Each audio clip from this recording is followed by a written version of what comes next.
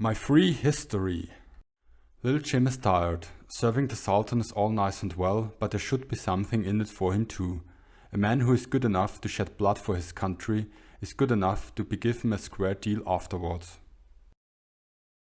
So, what did this square deal look like? Which benefits did the Janissaries receive? In the last episode, we have heard about the relationship between the Sultan and his Janissaries. Now we are going to find out about all the goodies the Janissaries received for their services and on which basis they could pose demands.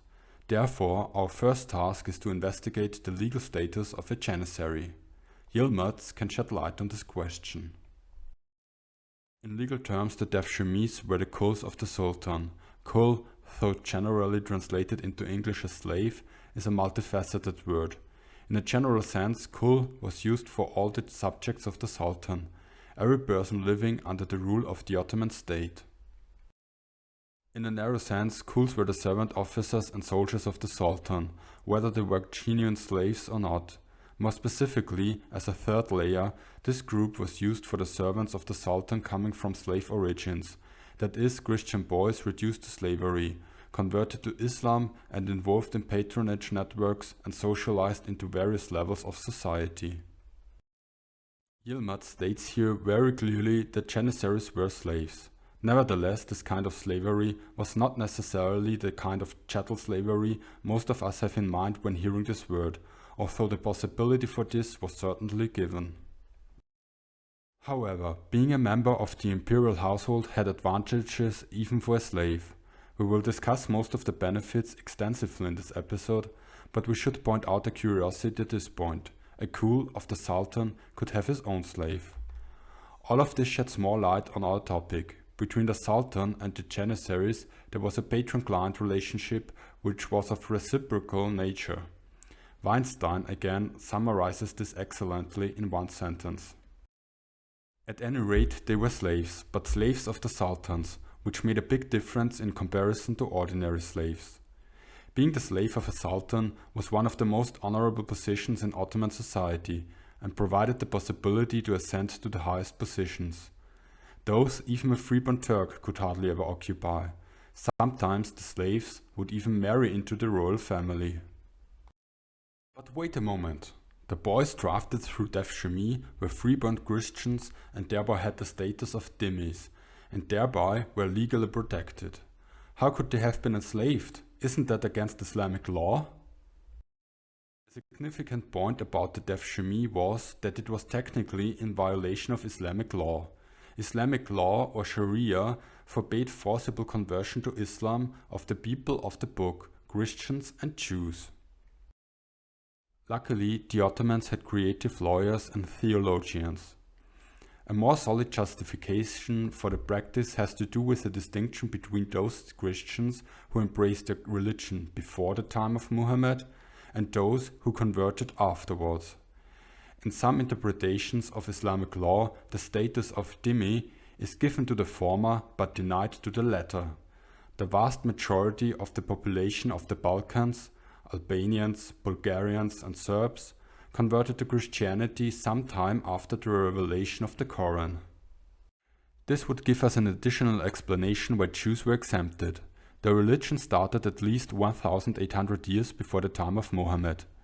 The status as dhimmi was out of the question.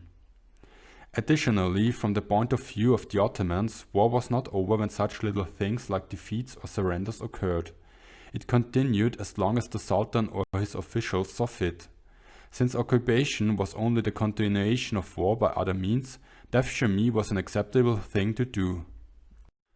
I have to be absolutely honest with you. At this point I can only shake my head in disbelief. How can someone seriously make up this argument on the basis of something that an ancestor has done long before your time in order to apply some stupid rule to you?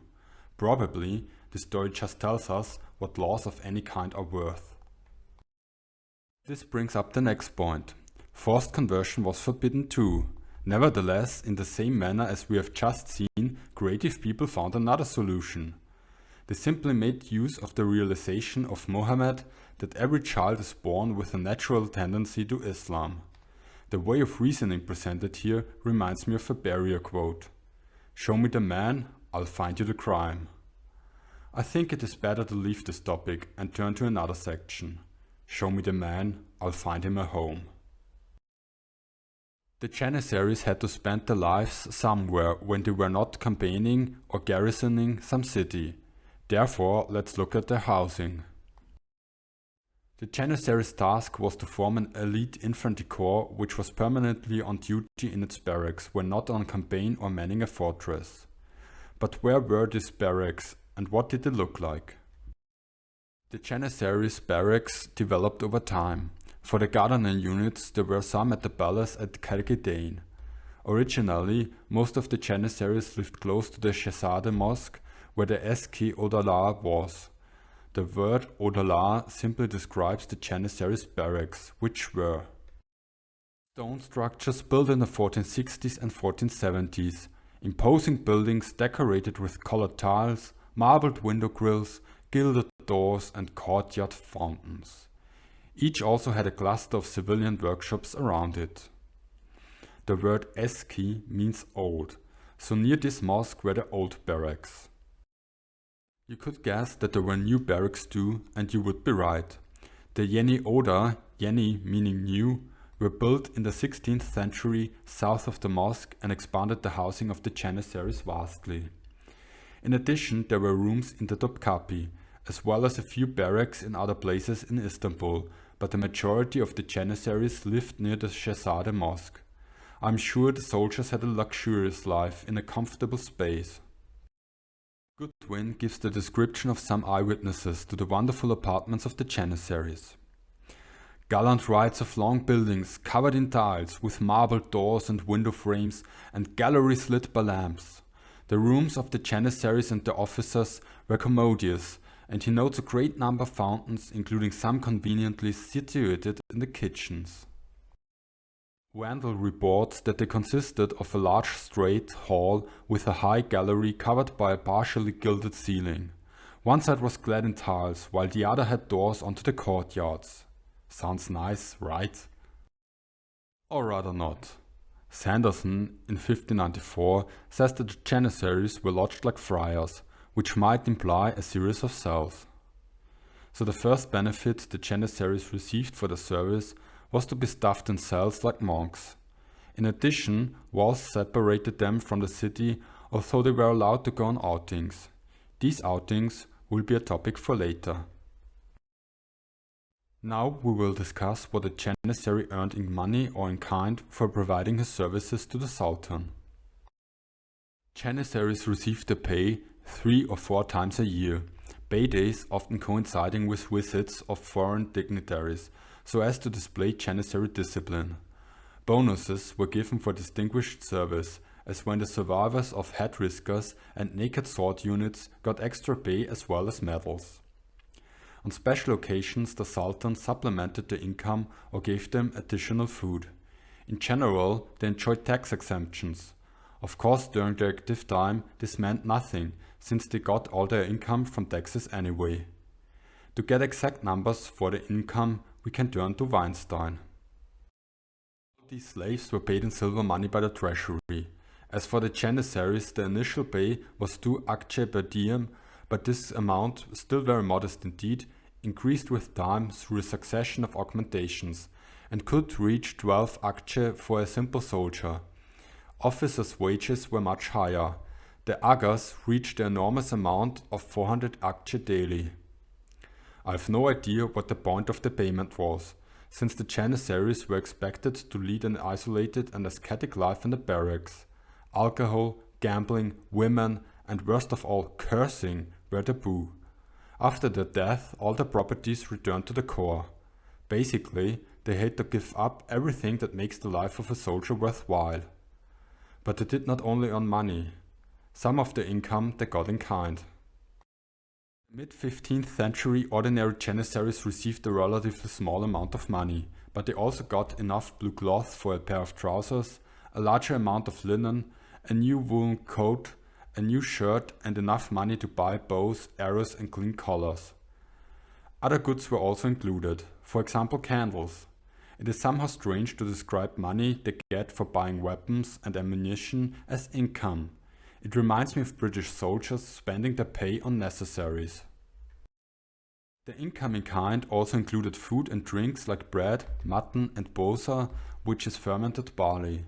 That fits perfectly to rule number 16 of the Janissaries Creed, as well as Islamic law which forbids alcohol. But yes, although converted, the Janissaries drank alcohol. This brings us to a new topic. What if a Janissary needed some variety from the harsh discipline in the barracks and the slaughter on the battlefield? In Istanbul, there was plenty of opportunity for every kind of distraction. The tavern was as much a part of the Janissaries' life as it was of that of Western soldiers. In the wine shops of Galata, or when they were off duty in the outer suburbs of Edirne, the Janissaries enjoyed the comedy of the shadow puppets. But sometimes innocent amusements like puppet plays were not enough. The members of the corps frequented taverns in order to drink and also to enjoy the notorious boys who danced dressed up as girls and made mischievous use of the veils, so that they seemed equally attractive as women. Although for some reason the sources talk only about the Janissaries visiting boys, it is not far-fetched to assume that there was at least some demand for women. Reports from the 18th century claim that no honest woman should come close to the Janissaries' barracks. Even considering these thoughtful amusements, from a modern-day perspective, the life of a Janissary does not seem like very much fun or even gratifying. Aside from dying, a soldier could leave the corps and go back to civilian life by receiving a wound making him unfit for service, but this probably was not what anyone hoped for. It would be much more preferable to leave the corps in a regular way through old age. The soldier was paid and when pensioned at 45, continued to wear his uniform and, if he wished, live in his barracks where he inspired or bored raw recruits with his legendary exploits of old. So the one option was to stay in the barracks. Since we have already heard about the annoying life in there, many soldiers would prefer to leave. Actually, they had an alternative. The majority who gained admission to none of the schools could look forward to retiring on a pension in their mid-40s and, later, to employment in the relaxed, uncompetitive atmosphere of Ottoman commerce. There they smoked their pipes and swaggered about as much as rheumatism and old wounds permitted, among the overtly respectful citizenry. A trade learned during their training and their military time would come in handy at this point, since it provided for a living. Their ability to lead a more demanding lifestyle depended on the luck they had in wartime. They might even gather enough booty to enjoy more than one wife and other minor luxuries. An officer could hope for more. Some at least obtained leases of crown land for farming, although this was the privilege of the rivals, the Sipahis. In one of the previous quotes, Goodwin mentioned old wounds. This brings up the question what happened to disabled soldiers. A soldier killed in battle was a martyr.